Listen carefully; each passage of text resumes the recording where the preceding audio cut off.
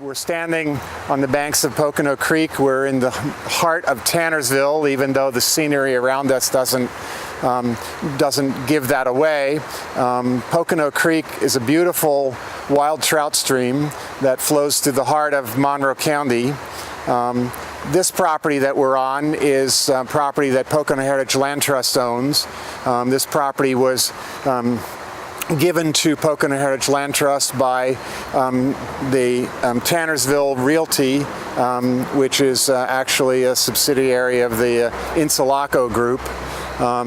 They had this piece of land along with property next to it that was part of their wastewater treatment system, and they donated the property to Pocono Heritage Land Trust. So we've been working on this stretch of stream with our Trout Unlimited chapter, and because it is a pretty incredible wild trout fishery, we've been doing stream habitat work here. Trout Unlimited, the Brodhead chapter number 289, got involved when we were approached by members of the Pocono Heritage Land Trust, who has the easement to this property, and asked us if we could do something to improve the habitat and to help rehabilitate the stream.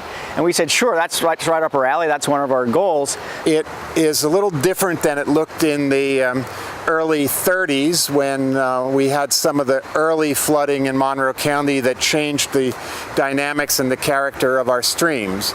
So as you take a look at the high bank behind me, you'll notice that the stream here, like many of our high gradient Pocono Mountain streams, has cut its way deeper and deeper into the glacial rubble, the glacial till material. So, but the stream is very fluid. So as you look at the landscape of the stream here, it changes with high water.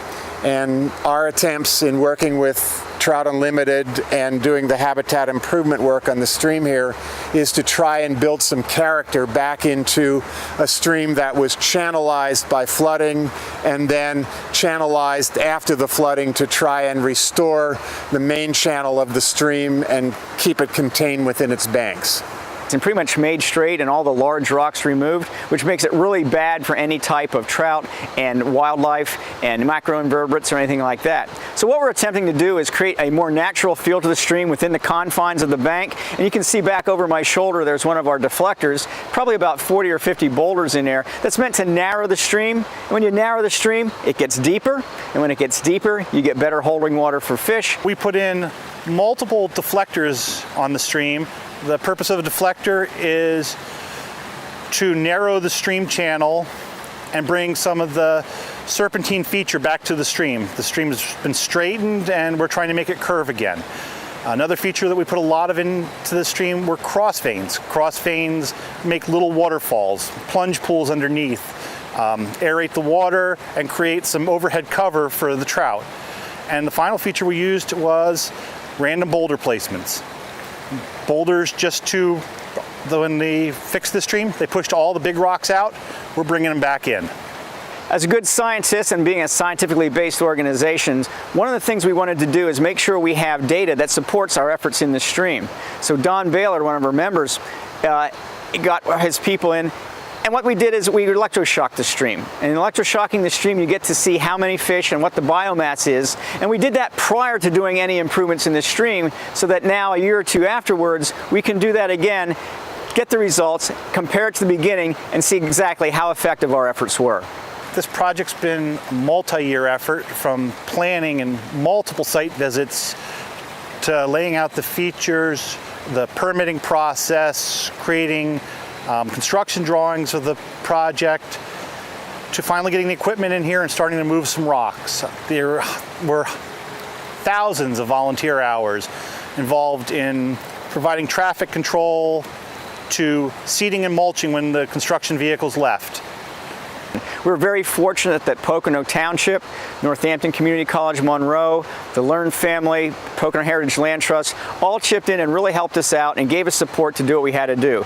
Also important was getting permission of the local landowners, and they were very helpful and very friendly and inviting that we could do some work on their property to help the greater Pocono area. George Learn has been a long-time conservationist, George and Olive, long-time conservationists in Monroe County, and about 20 years ago, ago, we began talking with George about what he might like to do with his property here on the Pocono Creek. And downstream of Old Mill Bridge, downstream from where we're standing, George and Olive put a conservation easement on their property, which includes a significant stretch of Pocono Creek.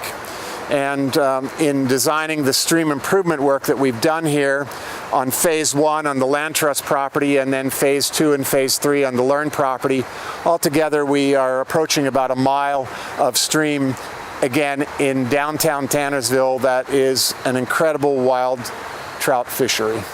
In order to get a project like this finished, we have to, of course, raise some funds. Although we do get a lot of volunteer work, one of the things we focus on is getting people in here who know what they're doing. Every year, Brodhead TU has a banquet. That's our primary fundraiser for the year. And we take that money and put it towards these projects, whether it's the excavator involved, whether it's materials involved, or just getting the supplies to replant the banks with grass and things like that. We occasionally get grants from organizations, such as PHLT has donated some money to this part of the project. So you may notice in the background some of the noise, the traffic noise. We're not too far away from Interstate 80. Route 611, the business corridor through Tannersville, is nearby.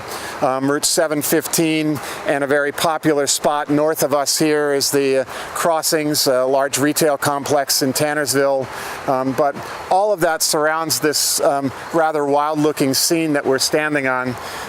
As part of Pocono Heritage Land Trust's interest here, and then in conversations with the Learn family, we really wanted to make an effort to try and return this stretch of stream to public access, to return it to the ability to be able to hike and walk along it and be able to fish in the stream, replacing the stock trout with wild trout populations. So as the property was made available to the Land Trust, we agreed to acquire it and ultimately develop a small public access area, parking area, trail system along the stream, and the ability to again allow the public to fish in this really incredible stretch of Pocono Creek. So that dream has come true. The Land Trust acquired this property. The Learns put a conservation easement on their land downstream of the bridge, and altogether the two complexes, there's about 3/4 of a mile of trail system that's developed here as a small loop trail along the stream on the Learn property, and ultimately a loop trail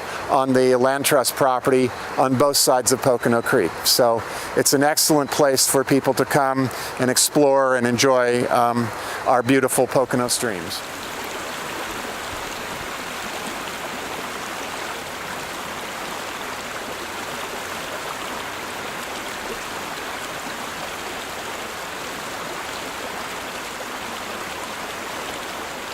Tractor-trailer overturned and rolled down a large hill off Interstate 80 on Saturday. That trailer contained tiny plastic pellets that are now floating downstream. News 13's Dominic Brown joins us now from Pocono Creek in Tannersville with more. Dominic. George, we just spoke with local authorities, and they're saying that the pellets coming down these waterways could affect the wildlife and make for major problems.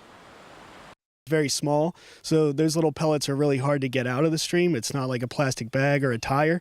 When a tractor trailer drove off Interstate 80 and about 250 feet down this hill around 9:30 Saturday morning, these small pellets were released into the waterways, and it's a major concern.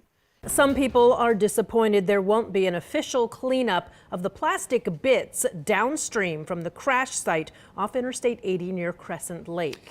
But local conservation groups are using the power of the people to finish the job. News 13's Dominic Brown joins us now live from our Monroe County newsroom with more. Dominic. George, when we spoke with Monroe County citizens about the Pocono Creek, they thought there would have been a better response to the pellets floating downstream.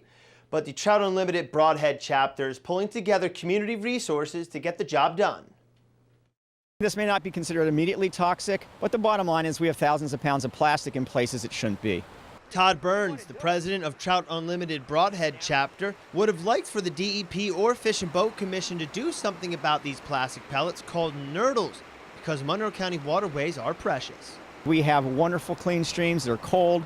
We have high quality streams. We have exceptional value streams, and we take it seriously. When we spoke with local residents Lakaya Burgess and Peter Dan, they were also surprised the water downstream was not taken care of. Well, regardless if it's toxic or not, you know, things going into the river, it could affect other things. I think it's idiotic because water flows I mean, the general idea is to clean up the water, not just to clean up the site. Although Burns and others are disappointed the cleanup efforts won't go outside the crash site, the community and the public are going to have to get involved, and they can do so next weekend. What we're going to do is we're going to plan 2 initial cleanups. The first one is going to be on April 15th, which is Sunday, from 1 to 4 here in this area, and work our way upstream. Burns and others are calling on the citizens of Monroe County to help take care of these little eyesores. People can park in the old Northampton Community College parking lot off of Old Mill Road next Sunday. It's going to take manpower to pick these up, but as a united front, Burns is hopeful this can get done. From a bad thing can come something positive, and we're going to organize our resources, organize our people, organize the community to say, hey, this happened, we're going to make it right. Dan thinks this cleanup day could be an opportunity for the public to realize something more. A tractor-trailer crash on Interstate 80 near Crescent Lake 2 weeks ago released an incredible amount of plastic pellets into local creeks. State officials said the pellets pose no danger, and they would not be cleaning the water downstream from the crash site. So local conservation groups took it upon themselves to clean the stream. Our reporter Dominic Brodhead joined almost 100 citizens as News 13 gives back.